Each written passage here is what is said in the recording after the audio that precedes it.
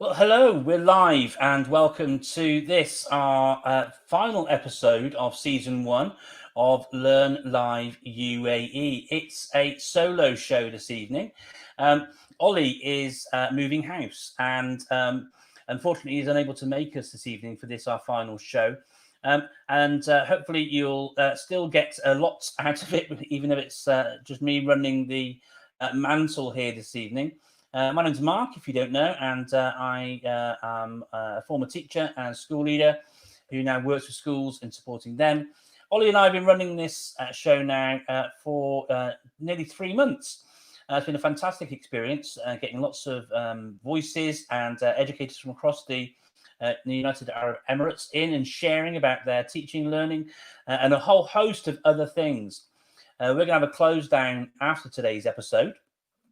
For a few weeks, coming back in the middle of August. Looking forward to having a fantastic series of shows there. We've got a message in already from the audience. Run and Rant, I think it was Mark Ryan, who was on our show last week. Thanks for the shout out, Mark. Hope you're having a good week.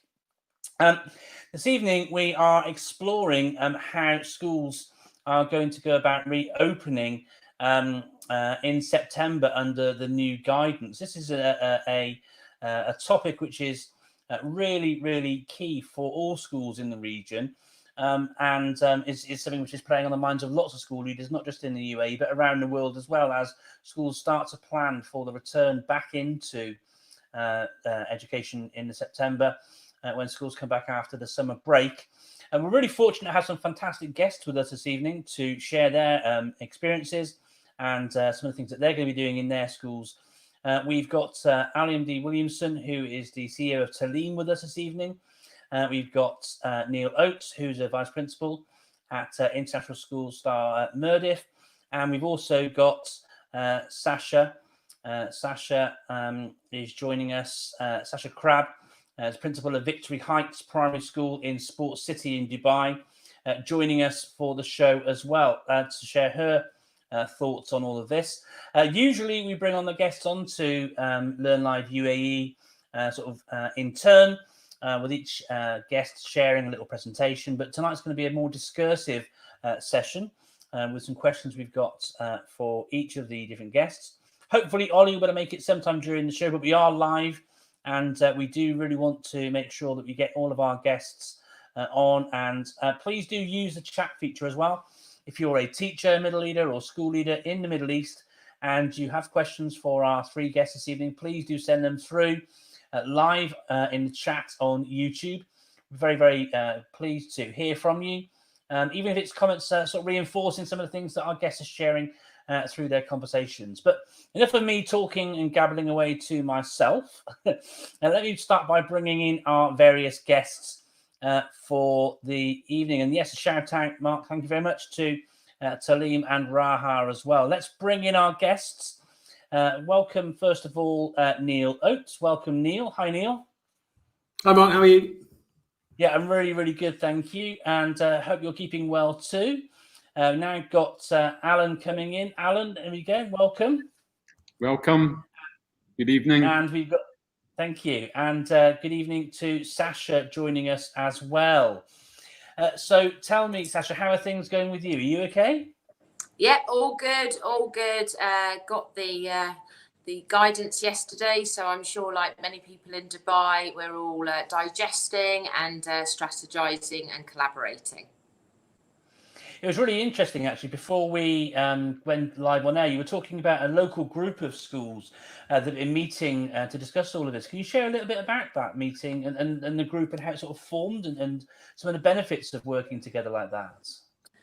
Yeah, well, like Neal was saying in the chat, you know, Victory Heights isn't part of a large organisation, so it's really important and extremely useful to be able to collaborate with other schools across Dubai and just sort of strategise in a non-competitive way when we do get practices and procedures out from the local authorities, just to sort of share ideas and share tips. So the British Schools in Dubai that was set up I think it was about 4 or 5 years ago, has been meeting regularly through lockdown and through sort of distance learning, just looking at the challenges that we face as schools. And so now we've got 16 areas that we need to look at. And I can only speak from a primary perspective, but we will be meeting again on Sunday, and then the secondary teachers and head teachers will be meeting at 2 p.m. on Sunday, again to look at various different areas, from sort of drop off and pick up, which sounds an absolute nightmare and is very different depending on different school buildings, to looking at how you're going to look at social distancing and the size of the buildings, and also the staffing implications that means with some of the protocols that have been given to us. That's really helpful. Thank you for sharing that, Sasha. If I was involved in a school in Dubai and I wanted to get involved in joining that group to share experiences from my school and to learn from others as well, is there a mechanism by which schools can get involved? I just think you just sort of share it with an already existing principal that's got the connections in the group, and then there's no criteria. It's a very collaborative group. And it's just an easy way to sort of share ideas and collect and share tactics. Absolutely, that's brilliant. Thank you so much for sharing that. As always with the show, we have some questions that Ollie and I prepare beforehand to sort of open up the discussion and the debate and things. The first question for this evening is what systems, practices and procedures have you been putting in place to support reopening your school or schools? Can I just jump onto that question first of all with you, Neil? Is that okay? Yeah, of course. I think Sasha's touched on a part of it. I mean, we got updated guidance that we've started to look through today, so a little bit fresh.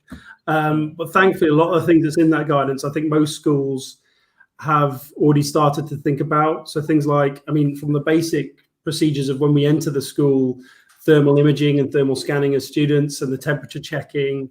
We already had an idea that we'd need to provide isolation rooms potentially for students if they develop symptoms of the day. But different things like stop, drop and go procedures. We actually think the drop off is going to be okay. But if I'm honest, we're still working through how pickup will work, because we want to maintain the socially distance, the social distancing when we're doing that. For us, because we've got a bit more space outside the front of the school, we're actually looking at developing extra stop, drop and goes. So we'll have 3 of them running, so we can actually test the kids in the car before they come into school, which will help us. And then they get the thermal scanning as they come through. That's not possible for all schools. But then the pickup, for example, if I'm honest, we're still looking and working on that. There's other things, so that there's likely to be a requirement for some students to stay at home regardless. So there's going to need to be some element of distance learning. So we're looking at how that would work. We're looking at the various technology that we need to have that. So we're looking at infrastructure upgrades to sort of allow the network to be able to take, if we want to do a live stream of a lesson, potentially 2 classes, because we're splitting the classes with 1 teacher between 2 classes. We need to have the infrastructure in place to allow us to do that. Various bits of software to support us. A lot of companies came out, were very generous over the course of this term and gave free access. So like companies like Screencastify, which is as a lifesaver for our school in terms of what we've been doing. Well, we're going to have to pay for that in September if we want to continue using it. So we're having to think about what are the things that we've tried that actually work from distance learning. And then things from the guidance in terms of PPE, the health and safety procedures and policies. A lot of it is very fluid, but the good thing is we've got some very clear guidance now, and we can start to come up with some planning around it. That's really helpful. Thank you so much for that, Neil. Can I ask the same question to you, please, Sasha? Yeah, I think our first priority, and as a leadership team, like Neil said, we were always brainstorming throughout this process, waiting for some guidance. Our main priority is to make sure that the children have got routines and structures. And we're looking at staggering the first week, regardless of whether the children are in FS1 but throughout the school, so to sort of get them used to being back in larger groups. And so staggering that for the first week so that we can embed a lot of the practices for health and safety, make sure that they're aware of, washing their hands, etc., and are aware of just getting them used to being back into the school. So we think that will be really useful for all to be staggered in the first week. And again, we've always, like all schools, I'm sure will want to embed those expectations and to ease the children back in with some clear structure and some clear routines, and also obviously wanting to make sure that the parents are very aware as well of different operational procedures, like Neil said about drop off and pick up, which is going to take some getting used to in terms of each school's locality, and then also you've got the things of siblings, etc. So we're just working through it, but obviously wanting to make sure that we're communicating with our parent body as well to get their perspective and feedback as well, because we don't want to sort of scare the children with loads of rules and regulations. So just easing them back in and making it a learning opportunity.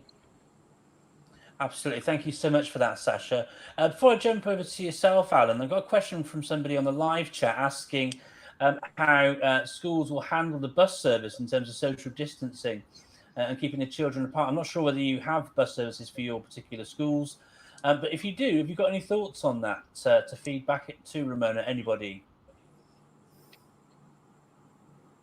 I think it's clear in the KHDA documentation, isn't it? There's regulation for buses, reduced capacity, etc.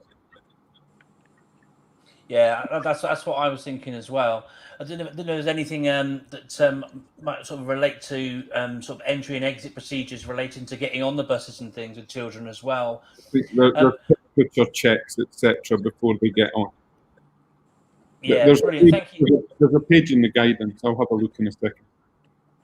Brilliant, Alan. Thank you very much. I'm bringing that question to yourself as well, Alan, that I shared with the others. But can I give you an extra little bit on top, please? Because we've had a question from somebody in the audience to make it nice and easy for you. But they've asked specifically if you could speak to the difficulty of overseeing schools that are both in Dubai and Abu Dhabi. Well, that was actually going to be my starting point. But it's just a little bit more complex because Talim have schools in Dubai, obviously. We have Raha International in Abu Dhabi and opening a new branch of Raha International in the middle of this situation.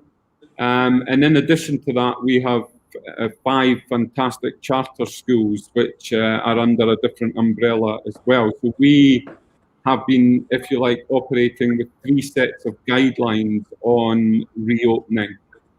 Thankfully, from Talim's position, we've been able to network with regulators and the Ministry of Education. So we've had a fair idea, like Neal and Sasha said, of what's coming, and our Chief of Operations and our principals and our heads of operations in all our schools have been pretty much ready for the guidance that was issued by ADEC a few days ago and by KHDA, and there's slight differences between the guidance, and then it's a bit more strict and a bit more challenging with the charter schools. So yeah, we've been trying to bring these 3 sets of regulations together and make sense of them in order to move forward with our plans. Today, of course, was the IB results day across the world. So all our fantastic IB schools were very busy calculating results and getting ready to announce those to students tonight. But certainly I was engaging with a few of our principals and discussing the issues that Neal and Sasha have raised, and they're thinking through exactly the same issues that they are. But yeah, certainly it's a bigger challenge when you've got the 2 cities, and it's been difficult lately in terms of communication face to face with Abu Dhabi and getting in and out there. But we've got some brilliant people on the ground. And I have to say that, you know, like Sasha and Neil, we've got fantastic leaders and really experienced heads of operations, and they're thinking through a lot of the issues that Neil and Sasha have raised. And you know, we feel we're ready. I'm sure all the other schools are ready. One of the things Sasha and Neil were talking about with the British schools in Dubai, that is a really strong organisation. It's well worth being part of that. I suppose at the next strategic level, the CEOs in Dubai have been working together and networking with CEOs in Abu Dhabi. I have to pay tribute to GEMS, Dino Varkey and Cal Thum at GEMS. They've done amazing work in bringing all the major organisations together, and I have the ability to work with Aldar and Bloom in Abu Dhabi. So passing that level of intelligence about how to open the PPE, the curriculum, the e-learning, etc. It's really been a strength of the last few months, particularly because the Dubai and Abu Dhabi market is apparently so competitive. But when you get to Sasha and Neil's level, the schools like the organisations like the British School in Dubai are really helpful.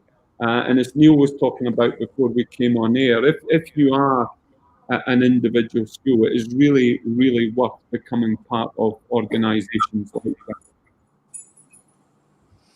Yeah, no, absolutely. I mean, this is one of the reasons why teachers come to Twitter and things like this so much, so you can actually connect and learn so much more as a result. And you know, if you can bring yourself together, regardless of the competitive nature of the schools, actually sharing that, you know, the experiences and the ideas, and even so much as just finding where to find things like PPE to support or hand sanitizer or whatever it is that you need. You know, having access to each other to better find those sort of things out is really important. Thank you for the comments there, Alan. Someone's got a dog in the background there. That's absolutely fine. Who's guilty, Sasha? I'll see you afterwards, miss. Just go and get it. Not a problem. It'd be an extra guest for us on the show. It was interesting you were talking about communication, Alan. As you know, communication is really key for all stakeholders. Jumping back to you, Neil, while Sasha sorts the dog out for a second.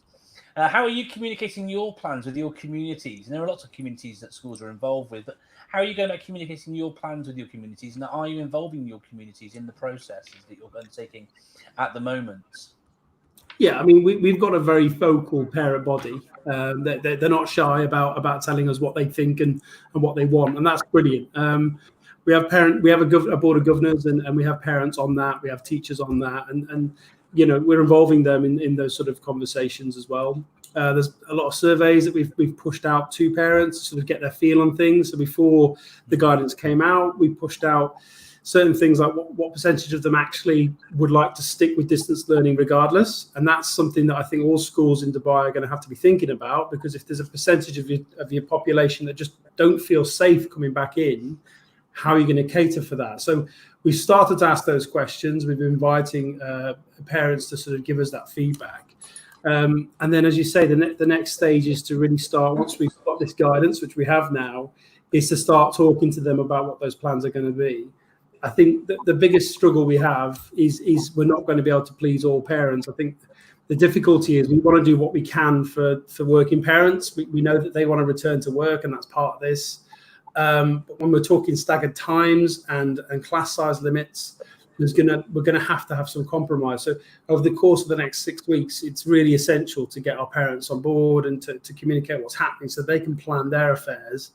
It's a real challenge, but I think it's a really important one to get right in terms of getting that communication out there, as Sasha was saying, making sure that the kids and the parents are aware of the procedures when you come into school so that things are calm. Staggering it to begin with is a really good idea in terms of to try and embed those routines. So I think from Star International School Murdi's perspective, it's really important. I think it's important for all schools to get that communication right.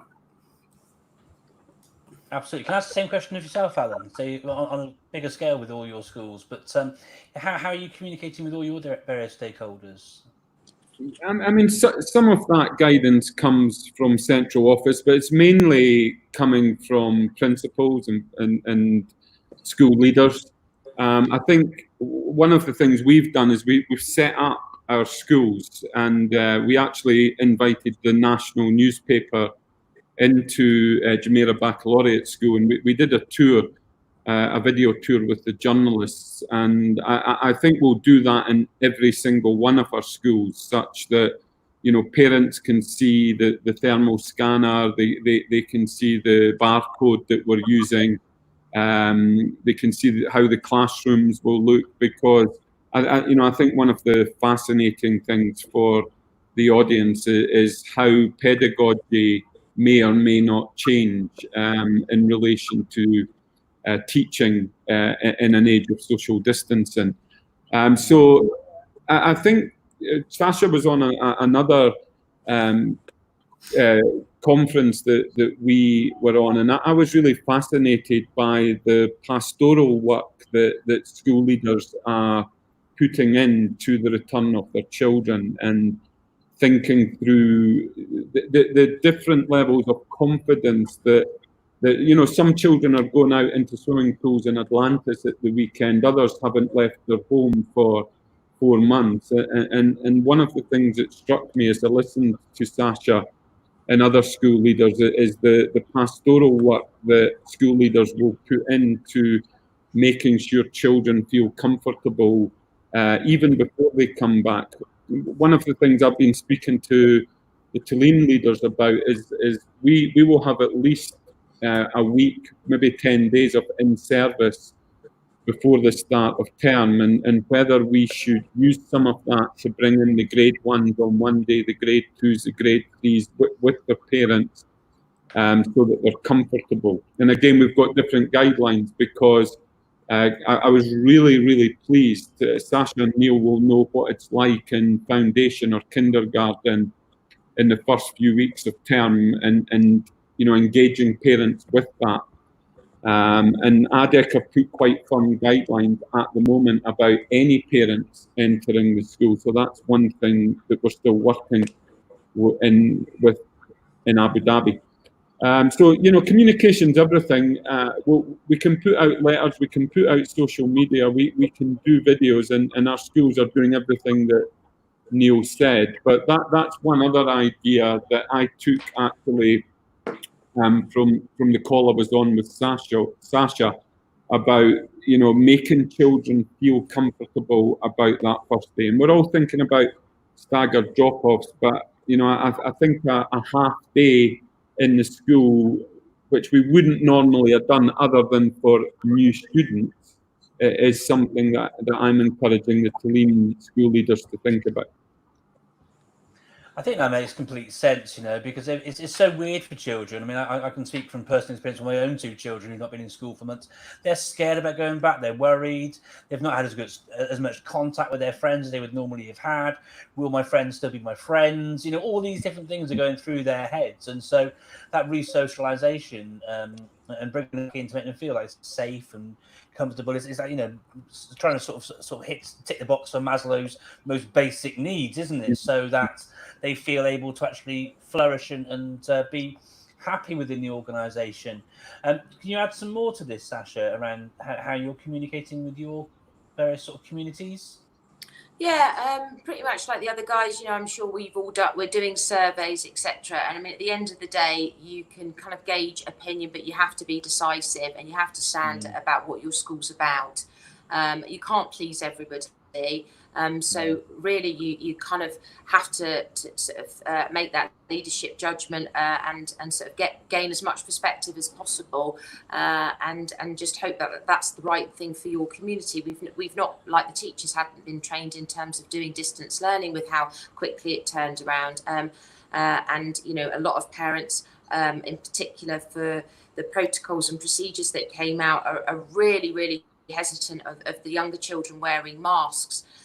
which is something that came out of the group's discussion earlier today that I was involved in, because, you know, generally at the moment in Dubai, you can go somewhere, you've got a mask on, and then when you get within, you know, inside you can take your mask off. And for younger children, however uncomfortable that is, or reading body language, etc., and for children of all abilities, especially with the, you know, inclusion aspect, reading body language,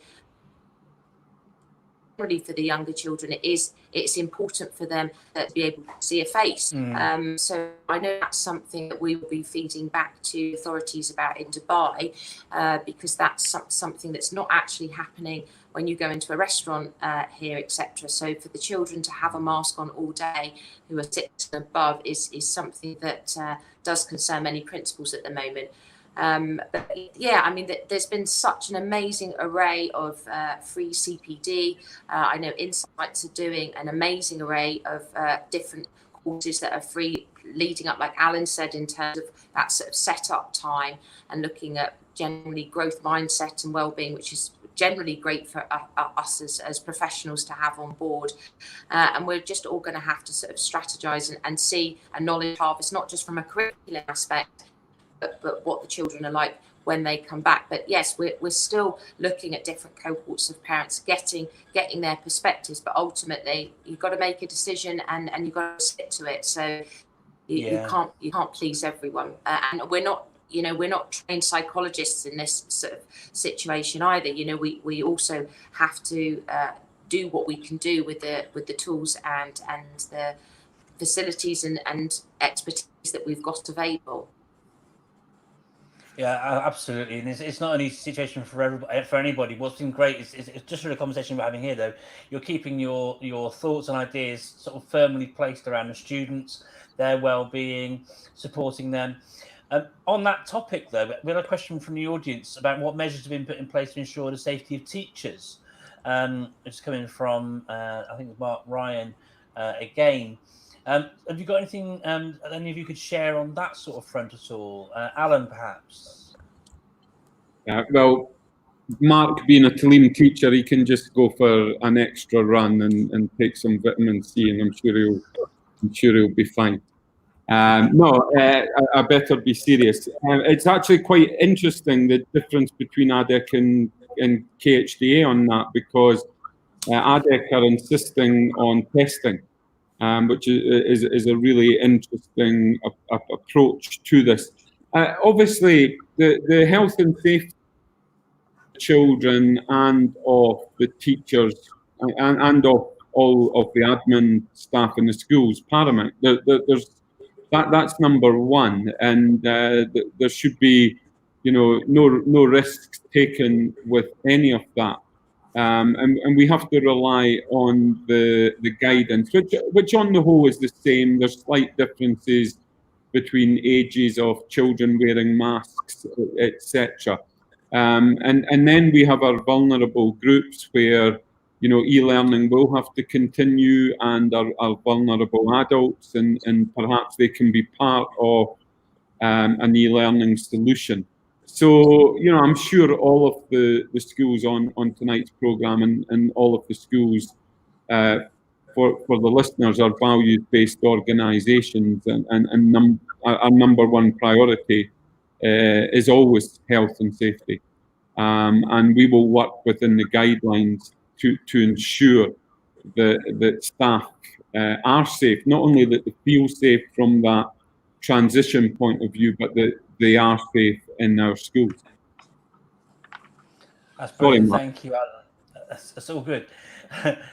Sasha, do you have a comment on that at all, please? Yeah, so I know many schools have done sort of audits of staff from an HR perspective, looking at different, immunity, etc., or if there were pregnant colleagues who didn't feel safe about returning to schools. Like Alan's saying, we can definitely utilise those to support children who also, for whatever reason, will have to continue with distance learning, whether it be asthma or diabetes, etc., who might be vulnerable. And I think, it's our duty of care to make sure that the teachers feel safe as well. And they will be able to be deployed in order to support members of the community as well. So from an HR perspective, I know that that's something that many schools are doing, in ensuring that those teachers are also from a wellbeing perspective, also from a health and safety perspective, feel comfortable about returning to school as well. Thank you, Sasha. Are you okay to comment on this as well, Neil? Yeah, I mean, I think I'd agree with Sasha and Alan and everything they've said. I mean, I think following the guidance, making sure that we're supporting teachers with that, being creative about colleagues that can't come into schools. We have pregnant staff, we have people who have various medical needs, and it's just being aware of that and thinking creatively outside the box. So we will have a portion of our students who can't come into school. So what's to stop us having some staff work from home? It's one of those things that we have to really think about. But I think it's important that that's where we start. I mean, one of the logistical things that we're looking at, that all schools are looking at, is staffing, with split classes, and the fact that different things that we're going to have to put in place. I think the safety has to come first in all aspects, both students and staff and parents and the wider community. So whatever we can do within the guidance and to support that, I think all schools will have a duty of care to do that. Yeah, Mark, if I could just add, I mean, obviously for parents, actually, from the guidelines, which clearly makes sense and is actually quite a good use of traffic. For example, for admin staff, I know we've got members of our admin team who will not be able to return back to work. And actually, using forums like Zoom, for example, to be able to answer parent liaison questions will be extremely useful, and will have just as much quality and value in terms of, her being able to speak to parents on an individual basis via Zoom than they would be if parents needed to pop into reception. So I think it goes from all of the different stakeholders, and that would be extremely purposeful, and will still be just as productive. Yeah, no, I completely agree with that, Sasha. And making use of the technologies you have available to you to ensure these things can continue, people can still be engaged and still provide value within their various roles is a great approach. We're talking a lot about keeping people safe, and part of that is about ensuring you have access to things like hand sanitizers and PPE and other sort of things to help keep people safe. One of the questions we got for this evening is how you're managing supply chain for these sort of key items that you'll need to support reopening the schools, such as hand sanitizers, so forth and so on. How are you getting on sort of managing those sort of supply chains and getting things set up? I guess when you sort of got into working in education, you didn't start thinking about supply chains for things to keep people safe in this sort of regard. So I don't know if you've got any recommendations for how you can get trained on this sort of thing, but how are you go about managing all these things for yourself, Neil, in the first instance? I mean, the honest truth is there seems to have all of a sudden become an abundance of companies willing to provide various solutions. I'm getting, I don't know how many mail shots I'm getting a day. I think there seems to be an abundance of PPE. I could be wrong in that, but for example, if you walk into the local Carrefour here in Dubai, you'll see a full PPE set available: masks, shields, gowns, all the sorts of things that I know in the UK have been of huge concern. That there seems to be quite a bit of it available. I could be wrong in that, but that's the impression I've had. And we've got an operations manager, Benazir, who's fantastic, and she's whittled down the companies to the ones that can realistically provide stock and provide what we need them to do. And we've been looking at the various bits of technologies, the thermal scanners. I mean, we saw some schools, and Talene did a great job here, Alan. The initial mail shot with the Twitter and the video of your school, and I think all schools in Dubai started scrambling around. Oh, look, they've got the airport style stuff, and they've got the sanitizers. And that was a really nice piece of marketing alongside sort of reassuring the parents and stuff and things like that. I mean, we've looked at different companies. We've looked at what they can provide. We've seen the different technological solutions. We feel like we've got the right devices, the right things in place. and the companies have shown us that they've got the stock. But it's one of those, isn't it? I mean, I feel as though we feel quite secure in what we've got planned. What if the regulations change? What if there's a new requirement? All those sorts of things are things we're going to have to keep in mind. But it feels like we've got that under control at the moment. Brilliant. Thank you, Neil. How about yourself, Sasha? How are things going in planning and preparation for these sorts of things? Yeah, we're looking at, we've had sort of several people come around the school and look at, just keeping it real, keeping it sustainable, which I think from a primary school's perspective, yeah, we can always do with more sinks. So, just generally looking at utilising and installing more sinks around the canteen areas or throughout the schools. School will be useful, and like I said before, about making sure that that's part of everybody's routine. Obviously, yeah, we've got some good quotes, thermal scanners, and we're trying to make sure that as well that we've got handheld ones, because the way our building will work is that younger children will have temperature checks as they come into class, which makes it, sort of less intimidating rather than sort of working through a sort of a big screeny type thing, which will make sure that we'll be able to track and keep hold of that during the day, and also trying to make sure we've kept it real and not scary for the children. In terms of, obviously making sure that we've got more staff available, auxiliary staff to help, which is obviously from an employment perspective, is something that I'm very keen to make sure, that people aren't losing their jobs, but are being deployed in other areas within the school, because obviously some people have lost jobs. So trying to keep that as part of our community, I feel is also important. But we want to make sure that yes, we have got enough sanitizer and all of the equipment is safely stored. So if we're collaborating with one of our sister schools to make sure that we've got the right amount of supplies stored and doing it on a fortnightly basis, because from the cleaning perspective, whether those things are flammable or whatever, that we've kind of kept with the regulations, but we're not going too much with the we're doing the necessary with the equipment point of view, but we just want to keep it real with the hand washing in the sink, to be honest. From a school of our size, and what we'll, already had parents concerned about sort of disinfectants and the long-term effect that will have on children and their immunity. So, just kind of, again, trying to gather that perspective, keep it real, but also something that welcomes the children back into school without them feeling that they're entering Star Trek. That's it. It's absolutely, or just even traveling abroad. There's so many things to consider. How are things getting set up with your sort of schools across the Talim network, Alan? How are you going to keep control of all of that there? Yeah, probably slightly different approach from where I'm sitting in relation to 13 schools with, over 13,000 children and 1,600 staff, where, the economics of that become quite important. But like Neil, we've been inundated with people that suddenly, want to help with PPE.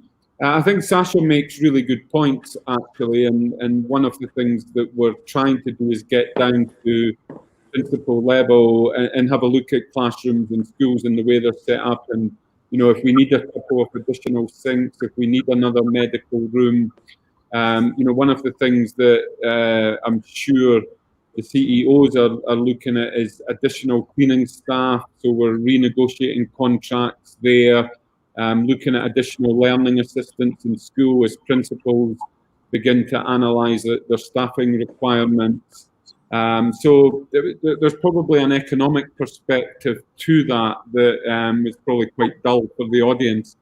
There was certainly at the start, I think we're all UK based on the call tonight, but there was some concern at the outset of COVID that there would be a supply problem, but there really isn't a supply problem. It's just the economics of balancing that with everything else to do with the economics of a school. But as I said earlier, health and safety is paramount, and meeting KHD and ADEC guidance has to happen. And these are things that will challenge the likes of me.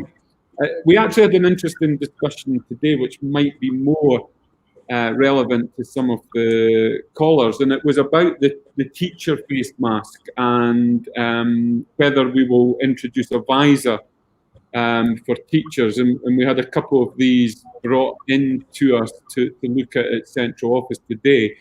I think body language is so important, and facial expression, and that smile that principals like Sasha and vice principals like Neal have on their face in the morning when children are coming through temperature checks or scanners is so important, and clarity of exposition in the classroom. So we've been looking at some options there, such that teaching and learning and school leadership is possibly better with different types of safety masks than the big covered mask. So that was an interesting debate today.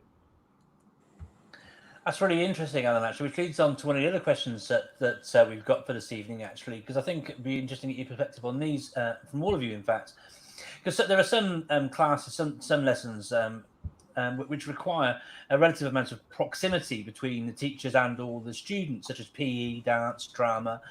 How are you thinking about managing those sorts of lessons? Because it's not like you can sit children down and have them in a more sort of traditional teaching and learning setting there, is it? So how are you thinking about managing those sorts of lessons where proximity is more required? Can I ask Sasha first, please? You mean with PE, Mark?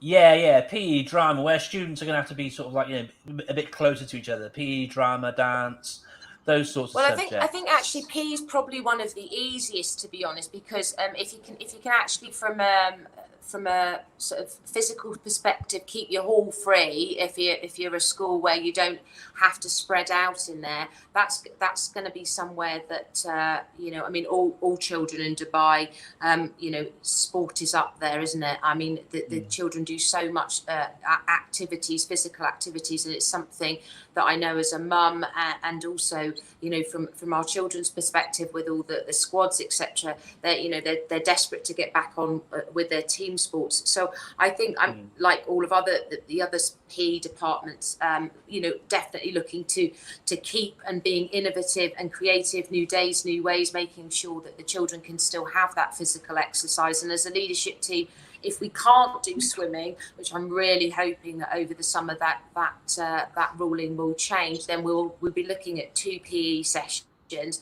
and making sure that the children can spread out in a hall. Obviously, Dubai, 40 degrees heat, it's not going to be easy, which we wouldn't do anyway, be going outside. It would be red break time. So it is really key that whatever games or different physical activities that they're doing, they've been so used to doing so many wake and shakes at home. Yeah, we could do some of those in the classroom, but I think to be able to have the children along with the PE staff sort of spread out and as active as possible, maybe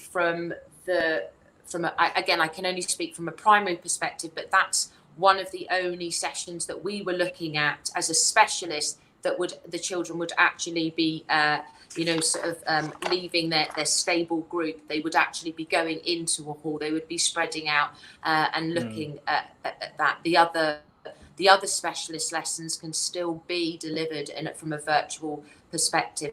But I think it's really key for the kids from a physical education perspective that they get back in and used to using those bigger spaces just getting as active as possible, because they've been doing so much yoga or different activities in their front rooms. They need to be getting fit and active as much as possible. But that's why I'm really hoping about the swimming, because it really doesn't make sense. Just want to say that.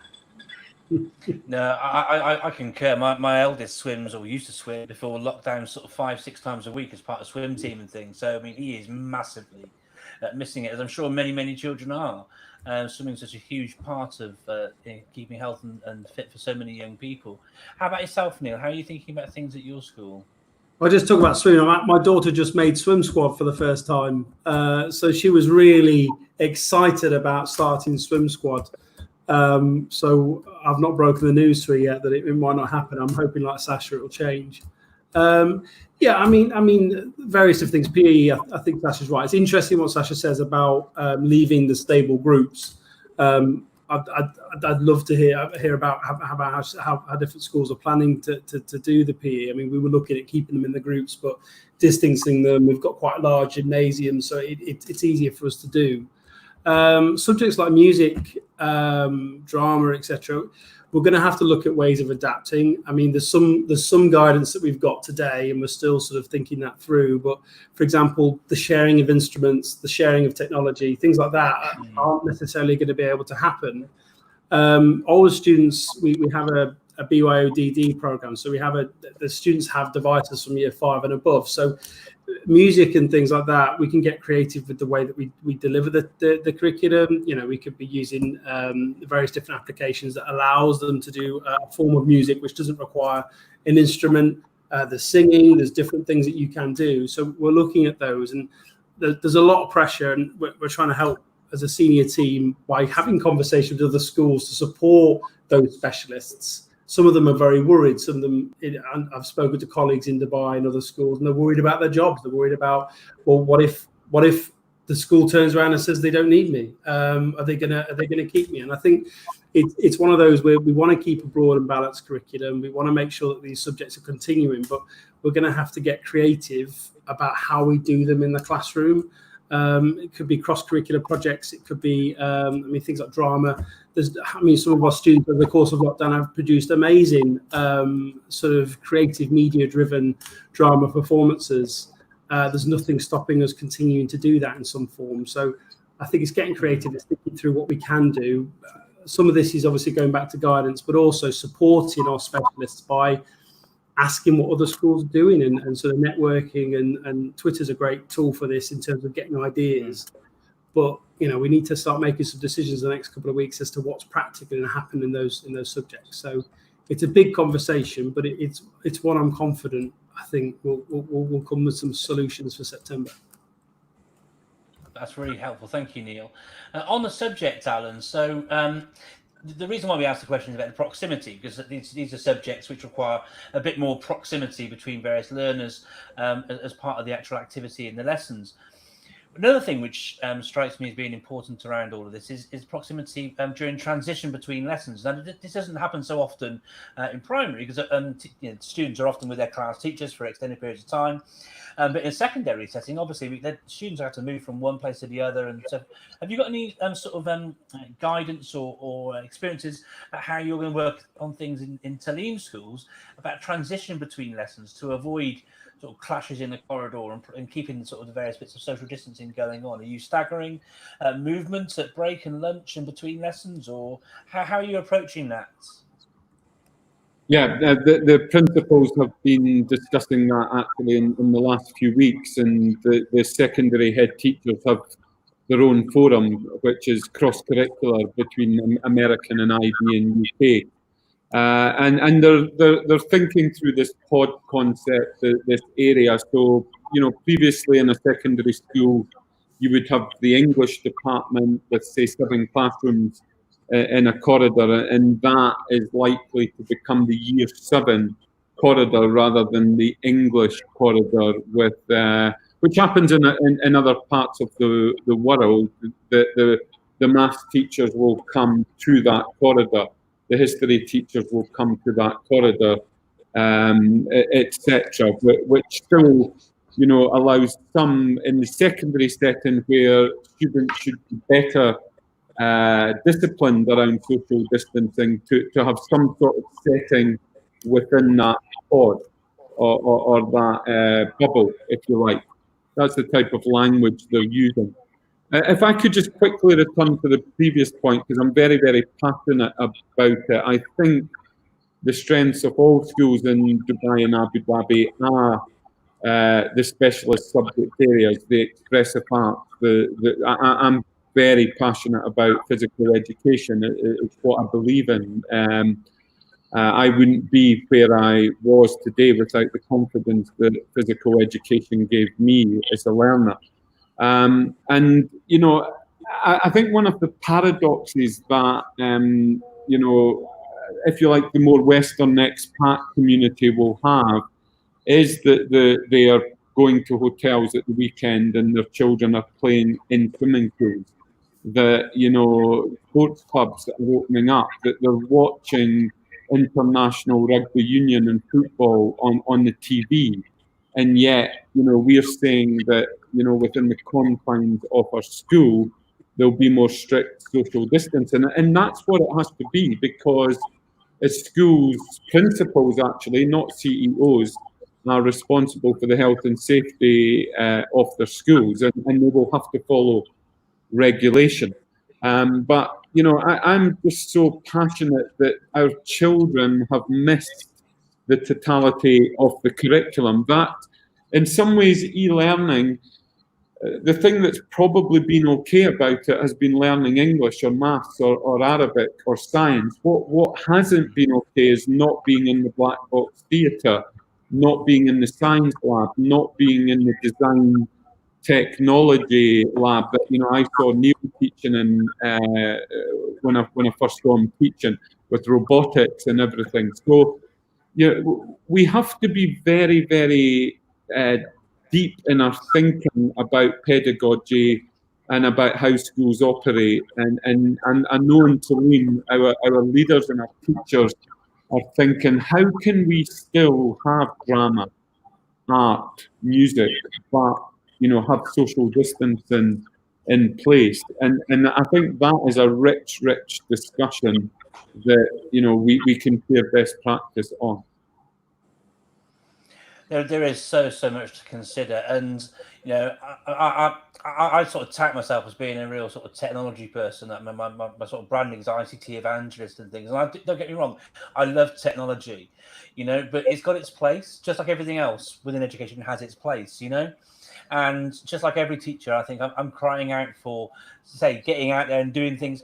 You know, forest school, where's well, not so much in the UAE forest school, but, you know, getting outside and doing those things which don't involve the actual technology. Don't get me wrong, technology absolutely has its place, and I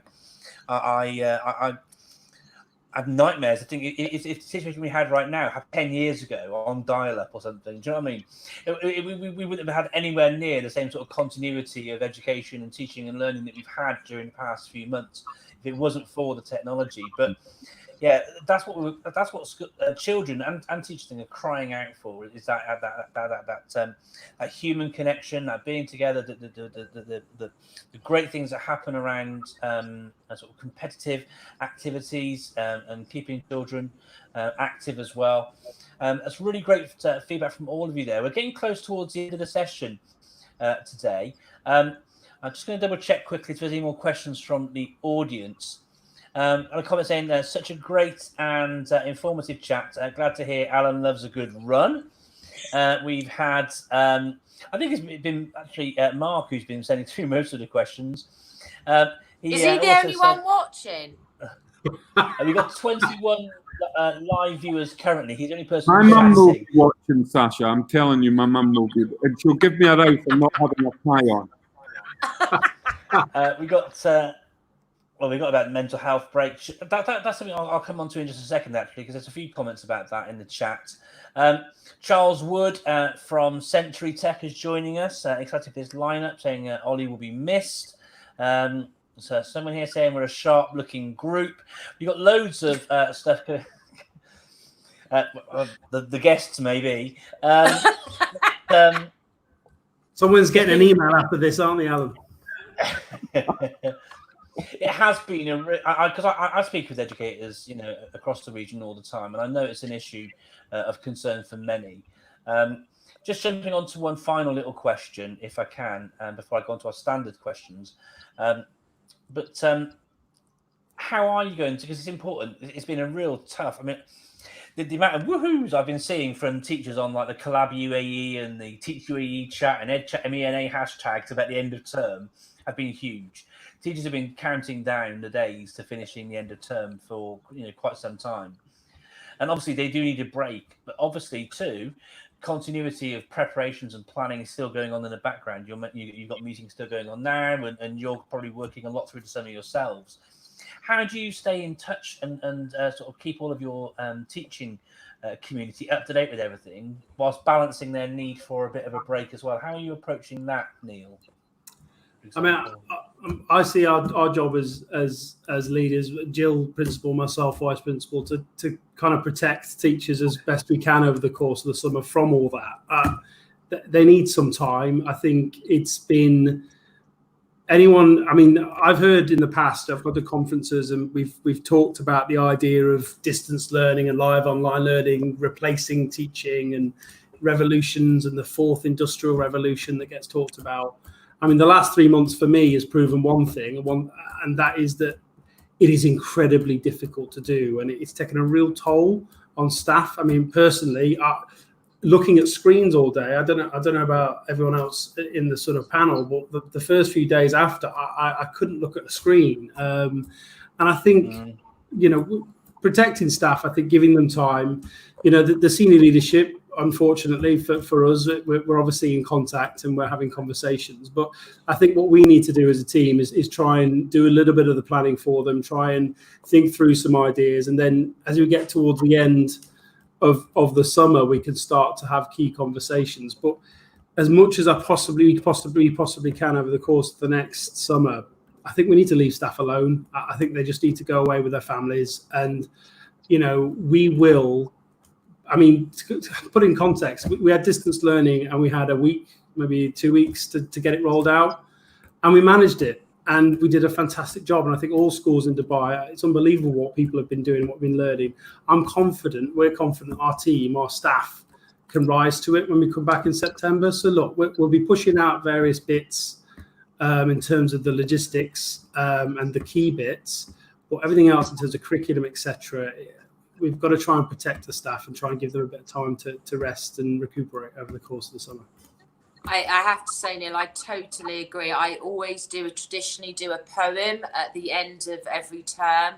I did have to get in that I always thought Zoom was just a garage until the last 3 months. But I am sick of seeing people's faces. It's just quite nice to see some other faces. And I think, we just need to let them all just go and switch off, stay away from Zoom garages and just stay away from each other so that they've got the mental strength to come back and be flexible. Because, like you said, we can come up with as many answers and strategies as we can, but it's just going to be, again, they're going to be thinking on their feet. We're going to have to be thinking about working smarter again. Some children whose parents have been full on from all different age, or just because those own children have been really resilient, will, if we start knowledge harvesting, etc., are going to just be, needing to be stretched even further. And that kind of modification of the curriculum is going to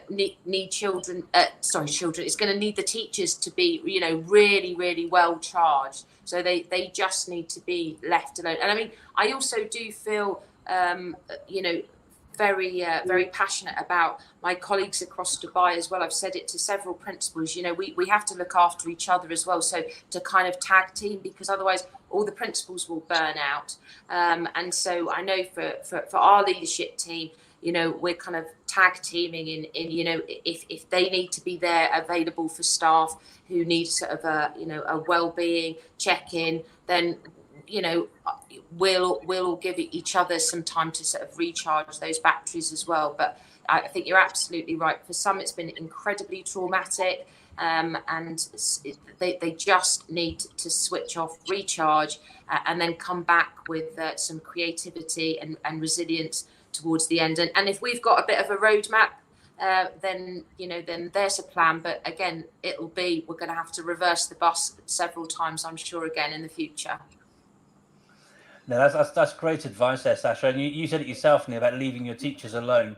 And my sort of follow-up question was going to be, but you've addressed it to a certain extent there, Sasha. How are you going to leave each other alone as leaders? If you're going to give your teachers the time to have respite and recoup and you just and have click a bit of the time leave meeting button, Mark. You click the leave meeting button. Oh, sorry. The the point is, Sasha, you've also clicked the enter meeting button. So how are you going to balance all that so that you can get some time off to rest and recuperate and rejuvenate yourselves as well? Because the three of you have worked exceedingly hard under the worst of situations, worst of circumstances, and it's great to lean on each other. But how are you all going to actually switch yourselves off a little bit over the summer holidays? Have you got any advice on that, Alan, at all? I'm probably the wrong person to ask because I'm on an admin contract. So I think Neal and Sasha make massive points, and won't hopefully never experience a term like that again. And the teachers, not in Talim, the teachers across the whole of Dubai and the whole of Abu Dhabi and the whole of the world actually have worked, incredibly hard. And, they're also parents. So many of them have been double shifting. They've been teaching and teaching their own kids. It's just been incredible, the effort that staff have put in. And, I couldn't have thanked the Talim teachers and the Talim leaders enough. They have just been incredible. In our charter schools, ADEC took away 2 weeks of their holiday, so they didn't even have a spring break. They worked all the way through. And I think it's really important. One of my principals has been talking about a digital detox, and I think we've heard that in what everybody said. We need to, while this has been fascinating and amazing, especially for someone that started teaching with chalk and a blackboard, and just recently learned to double click his mouse. It's been transformational, but we need to go away and have a proper holiday. And people like myself, and it's very hard, need to not put demands now on principals, which wasn't. While we've been waiting so much for the guidance from ADEC and KHDA, suddenly we've got a readiness plan that Sasha and Neal are going to have to put together by sort of mid-July. So, that pressure, I don't think that pressure ever leaves a principal or a vice principal's shoulder. And lots of teachers are constantly, if they're travelling in Iceland, they're thinking about their geography lesson. We're not good at switching off, but if possible, I need to leave, people like Sasha and Neal alone, and Sasha and Neal need to leave their teachers alone. And, we all need 3 or 4 weeks off so that we come back energized, ready for, the smiles on the front gate, and everything flows from there. Yeah, no, I agree. It's a really difficult thing to do because the child never stops being a child of your class. You never stop being a teacher of that child. Even though school might finish at 3 o'clock, let's say, if you see the child in car 4 while you're doing some shopping, you're still their teacher, although they are completely shocked to see that a teacher actually does do some shopping and does exist outside of the school gates. But this is all fantastic advice, and so I'm mindful of the time.